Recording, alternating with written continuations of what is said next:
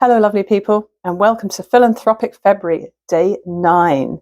I'm Nicola, this is Stitches and Slapdashery, and I'm not currently in my sewing room.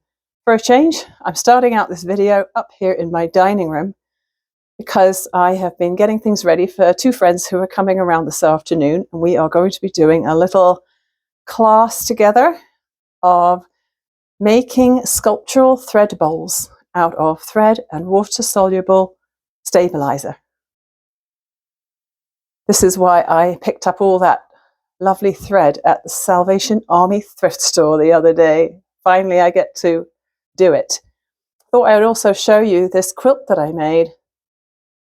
I made it when I was still working at Fabricland, so I got the fabrics for free because it was a display project.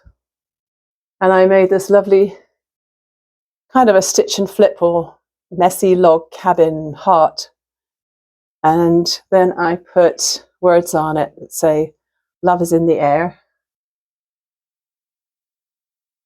And then there's hearts that hang off the bottom with silver cord. And I love it so much. Whenever I get it out every spring, I start singing that song by whatever his name was. Love is in the air. Yeah, I'll remember it later. So in the spirit of making things for others, I have been making maple walnut chocolate brownies and oatmeal banana cookies today to feed to my friends, because a gathering is never the same without treats, right? And I will have the teapot ready and maybe even the French press if they want coffee as well. I'll just show you the things I've been baking right now. The light isn't very good in here because the sun has disappeared and it's gone cloudy. We had a lovely frosty start to the day this morning. Anyway, let's talk about maple walnut brownies. I'll have to cut those into squares later. And massive oatmeal raisin cookies. This recipe is kind of strange because it has a lot of spices in that you wouldn't normally put in cookies, like cumin and cayenne and black pepper. I left those out. I just put in the cinnamon, nutmeg, and ginger. I have made them with the full range of spices before, but not a fan. But these will be delicious, and I think I'm going to have one with my cup of tea, which is already made and waiting for me to drink it. So with the big pile of threads that I got from the thrift store this week, I've started building a mat of thread on my water-soluble stabilizer. Thought I'd start before my friends show up because I'm excited to get going. I'm going to hand stitch this one. So now I'm going to put another layer of the stabilizer on top and do lots of sewing over it, and I'll show you when I've done that. So this is looking very lovely. I don't know if I've done too much stitching on here, but I was having such a good time. I kept on going. I did spokes of the blue and then a spiral of the orange, because once this is washed away, it does rely partly on this stitching and partly on the glue that comes out of the water-soluble stabilizer to hold it all together. And I didn't want it to fall apart. That's better. A bit more in focus, isn't it? That was very enjoyable. So this stuff is called Helen Wash and Gone. 541 Wash and Gone. Embroidery Wash Away.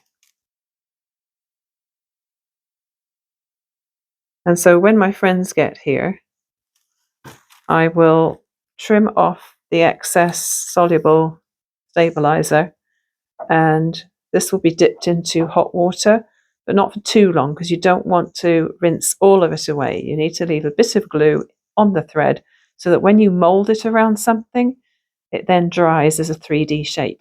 I'm really excited about this.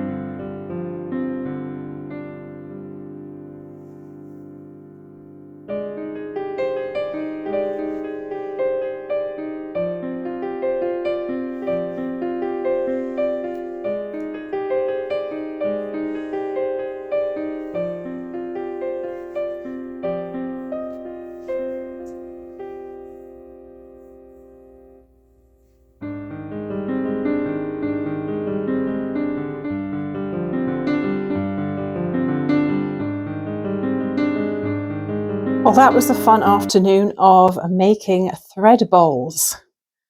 Thanks to Meredith Woolnough for giving out a free tutorial series for that. That was a lot of fun. And for the most part, it worked out. I'll show you my bowls. And I've taken some photographs and a bit of footage of my friends' bowls too, but they've left now, so it'll just be a little bit of a clip of all of our bowls on the windowsill. But a little bit of a close-up of mine. I think out of all of them, I think this one possibly my favorite. So all you do is you sandwich these threads between the layers of water-soluble stabilizer. And then you do hand stitching and machine stitching, or machine stitching, one or the other.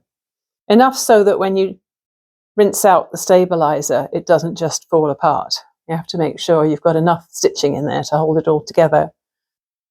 And when you rinse out the stabilizer in warm water,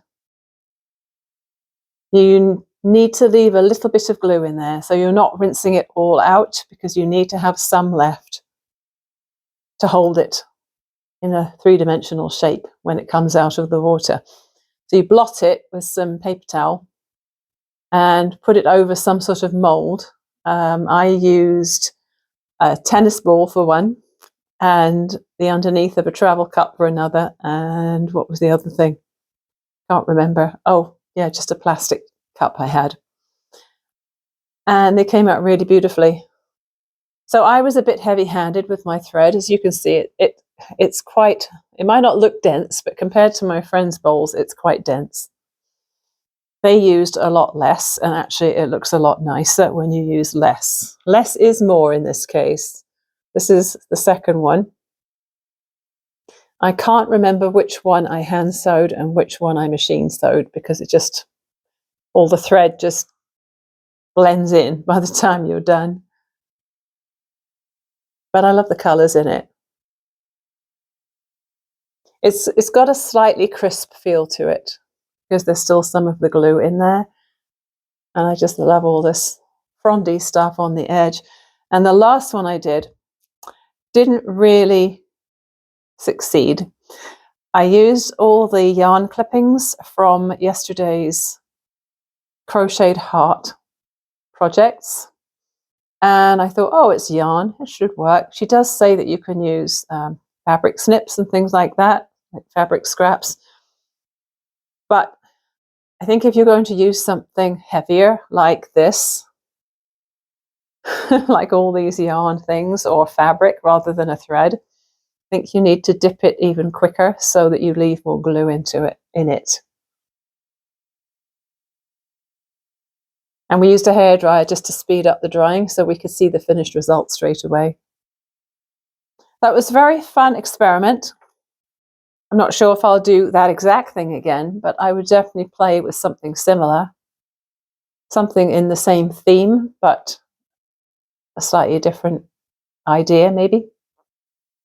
I'm going to leave these two thread ones on my windowsill, just there so that I can enjoy seeing the light shine through them. There's no sun right now. It's gone cloudy, but when the sun shines on them, I think they'll look really pretty. So I have to say, I am officially my grandmother now. I am officially my grandmother. I got this around the neck magnifier a long, long time ago.